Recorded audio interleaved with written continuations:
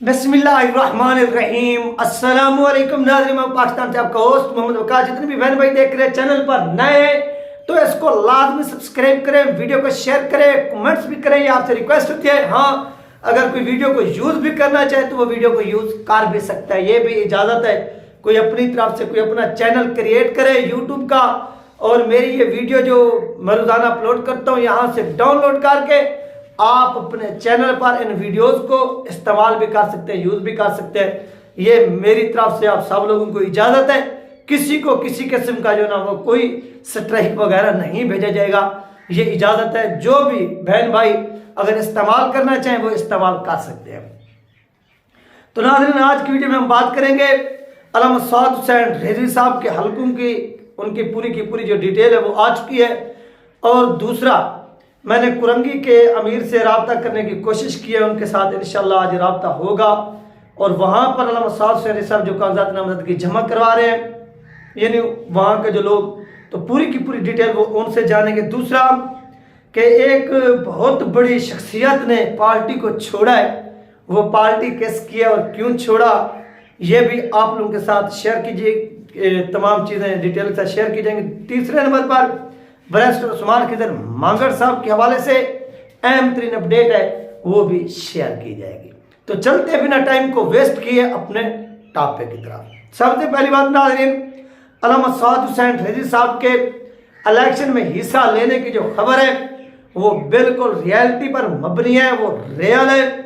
और वो 3 हलकों से इलेक्शन में हिस्सा ले रहे हैं। हो सकता है कि एक और हल्का भी आ जाए, यानी 4 हलकों से भी वो इलेक्शन में हिस्सा ले सकते हैं।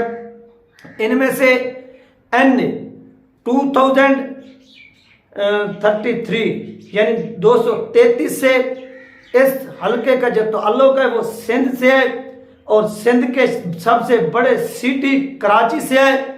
और कराची के सबसे जो आप समझेंगे कराची का एक, फिर वहाँ से तहसील हो गई, सिटी होगी, डिस्ट्रिक्ट हो गया, कुरंगी वहाँ से है। और N 2033 यानी 233 है। और यहाँ से अल्लामा सआद हुसैन रिजवी साहब इलेक्शन में हिस्सा ले रहे हैं। इसके बाद N 50 यानी 50 से अल्लामा सआद हुसैन रिजवी साहब इलेक्शन में हिस्सा ले रहे हैं, और ये पंजाब से है।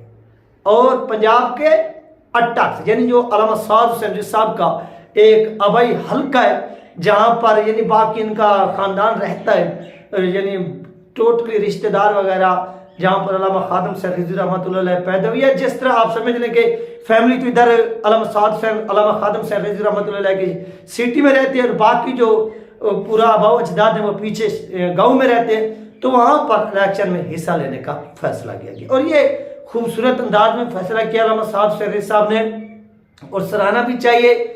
एक तो आबाई हल्का है, दूसरा वहाँ पर इनको हराना मुश्किल ही नहीं, नामुमकिन हो जाएगा। और इसी हल्के से अटक से तहरीक लबैक पाकिस्तान ने पिछली बार भी अच्छे खासे वोट हासिल किए थे, और काफ़ी टफ टाइम दिया था किनको, उन लोगों को जो तहरीक लबैक पाकिस्तान के मद्दे मुकाबले थे, हरीफ थे, मुखालिफ थे इलेक्शन में। मैं इलेक्शन की बात कर रहा हूँ। इसके बाद नाज़रीन N 160 यानी नेशनल असम्बली का ये जो हल्का है 160, यहाँ पर भी अल्लामा सआद हुसैन रिजवी साहब जो है वो इलेक्शन में हिस्सा ले रहे हैं। और ये भी पंजाब का हिस्सा, यानी जनूबी पंजाब और बहावल नगर से, यानी एक कुरंगी से हो गया। उस हल्के का नाम है 233, ये नेशनल असम्बली का है। अब N 50 इसका ताल्लुक पंजाब से है, अटक सिटी का नाम है। और N 160 यानी 160 से इस हल्के का ताल्लुक भी पंजाब से है, और ये बहावल नगर से ताल्लुक रखती है। यानी ये तमाम चीज़ें जो है ना वो इस वक्त चल रही है, सामने आ रही हैं। दूसरे नंबर पर नाज़रीन कि अल्लामा सआद हुसैन साहब क्या MPA के इलेक्शन भी लड़ेंगे, इस हवाले से कोई जो डिटेल है वो अभी तक सामने नहीं है। हो सकता है कि आज 21 तारीख है तकरीबन गालबन, और 22 जो है ना वो आखिरी डेट होगी कागजात नामजदगी जमा कराने की। तो खबरें सामने आ जाए कि अल्लामा सआद हुसैन साहब MPA का इलेक्शन भी लड़ना चाहते हैं, लेकिन इस सवाल से कोई खबर नहीं आई अभी तक।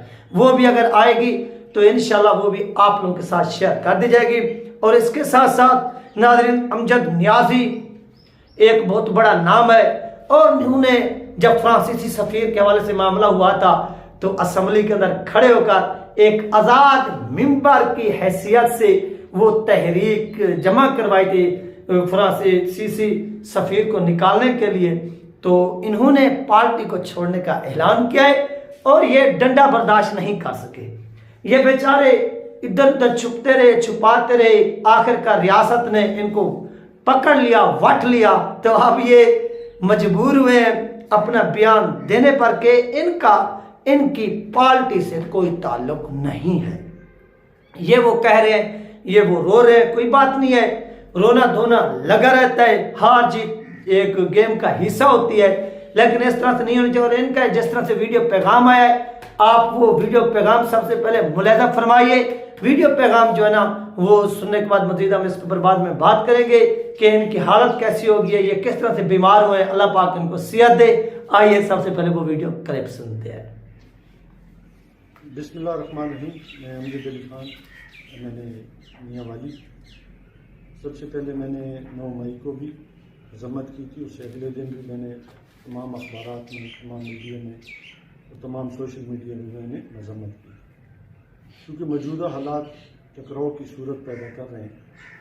मैं समझता हूँ कि मुल्क के अंदर रियासती इदारों और पब्लिक के अंदर इंतशार नहीं होना चाहिए। इसमें हम जैसे जो लोग हैं उनकी ये कोशिश है कि ये टकराव ना हो, क्योंकि मैं पाकिस्तान तहरीक इंसाफ से अब अपनी सियासत जो है वो अलहदा कर रहा हूँ, और साथ साथ क्योंकि आने वाले जो इलेक्शन है उससे भी मैं क्योंकि अपनी सेहत के हवाले से और केसेस के हवाले से भी अलहदगी इख्तियार कर रहा हूँ। इलेक्शन के बाद मैं लायमल बनाऊँगा कि मैंने क्या करना है और क्या नहीं करना है, ये मेरे दोस्तों और मैंने फैसला करना है।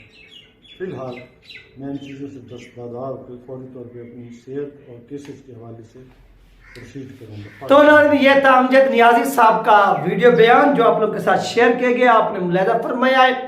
और उन्होंने क्या किया है कि पार्टी को छोड़ने का ऐलान किया है, सियासत को भी छोड़ने का ऐलान किया है। ये भी किसी दौर में बहुत बड़ी शख्सियात हुआ करती थी और बड़े बड़े दावे किया करती थी, लेकिन देखिए कि वक्त बदलने में देर नहीं लगती। लिहाजा आप अगर अपना कदम जहाँ पर भी रखें हमेशा सोच समझ कर रखें और कोई ऐसे इक़दाम ना उठाएं कि जिससे आपको फिर पछताना पड़े, फिर आपको अपना थूका हुआ चाटना पड़े। इन चीज़ों से बचें और हमेशा ऐसा कोई घटिया कारनामा सरंजाम ना दें कि जिसके बाद आपको भी शर्मिंदगी हो और आपकी फैमिली को भी शर्मिंदगी हो, और उसके बाद क्या होता है कि आपका जीना भी दुश्वार हो जाए। तो इसके बाद नाज़रीन चलते हैं बैरिस्टर उस्मान खिज़र मांगट साहब की तरफ। बैरिस्टर उस्मान खिज़र मांगट साहब जो हैं वो आज अपने कागजात नामजदगी जमा कराने के लिए इलेक्शन कमीशन के ऑफिस जाएंगे और वहां पर अपने कागजात नामजदगी जमा करेंगे। गुज़श्ता रात उनकी एक वीडियो सामने आती है जिसमें वो क्या कर रहे होते हैं, अपने कागजात नामजदगी वगैरह जो है ना वो जमा कराने के लिए उनको फिल कर रहे थे, भर रहे थे, ताकि उन्हें सुबह जमा करे जा सके और वो एक काफिले की सूरत में जाएंगे, एक बहुत बड़े काफिले की सूरत में। ऐसे नहीं है कि वो ऐसे चले जाए या वैसे चले जाए, नहीं, एक काफिले की सूरत में जाएंगे। एक पावर शो होगा, अपने हरीफों को, अपने मुखालफिन को बताया जाएगा कि इस हल्के की जो आवाम है वो हमारे साथ खड़ी है, वो किसी के साथ नहीं खड़ी। अगर हम अच्छा काम करेंगे हल्के के अंदर तो आप हमारा साथ दें। अगर आप चाहते हैं कि आपके हल्के के साथ नाइंसाफ़ी ना हो, मदावा हो, जो कुछ हुआ है माजी के अंदर, तो आप हमारा साथ दें। ये बैरिस्टर उस्मान खिज़र मांगट साहब करने जा रहे हैं। तो बैरिस्टर साहब के लिए नेक ख्वाहिशात हैं कि अल्लाह पाक उनको सलामत रखे और उनको फतह याब करे। जितनी भी यार तहरीक लबैक पाकिस्तान के जो कैंडिडेट हैं वो इलेक्शन में हिस्सा ले रहे हैं, उनको भी अल्लाह पाक जो है ना वो अपने हिफ्ज़ अमान में रखे और कामयाबी अता फरमाए। ये हमारी उनके लिए नेक ख्वाहिशात हैं, दुआएं हैं। देखना ये है कि वो इसमें कितनी हद तक कामयाब होते हैं। हर बंदे की स्ट्रगल होती है, कोशिश होती है कि वो इसमें भरपूर अंदाज में हिस्सा भी लें और कामयाब भी, और हमारी दुआएं भी इनके साथ हैं। बाकी जो अल्लाह पाक ने लिखा हुआ है वो सब कुछ हो के रहेगा, लेकिन इंसान जब तक खुद स्ट्रगल नहीं करता उस वक्त तक ऐसा समझना है कि अल्लाह पाक भी उसकी मदद नहीं करता। बंदे को पहले खुद भी कुछ करना चाहिए, फिर दुआएं करने चाहिए, उसके बाद जो है ना उस चीज़ का जो रिजल्ट है, जो नतीजा है वो मिलता है। तब तक अपना ख्याल रखिएगा और मुझे दुआ में याद रखिएगा। मिलते हैं नेक्स्ट वीडियो में।